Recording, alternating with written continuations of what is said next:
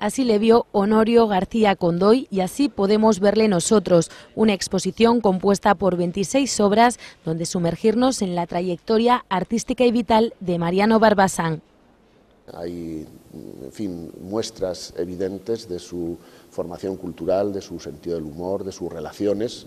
Podemos contemplar una serie de cartas que además están ilustradas por el propio autor, y eso nos arroja una luz nueva sobre la propia peripecia vital de Barbasán. Documentación íntima que se expone por primera vez y donde deja al descubierto sus grandes pasiones. Formado en Valencia, donde conoció a Sorolla, se introdujo muy a su pesar en el género histórico con acuarelas como esta, la de la ejecución de Lanuza. Con ella obtuvo una beca de pensionado de la Diputación Provincial para llegar hasta Roma, donde alcanza su plenitud.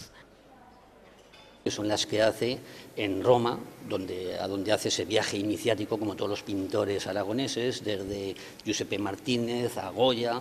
El tránsito por Roma parece que era una especie de rito de mayoría que había que asumir, y desde luego Barbasán llega a Roma para 3 años con la beca y se queda 30 años más y vuelve a Zaragoza ya solamente a su retiro particular y recoleto.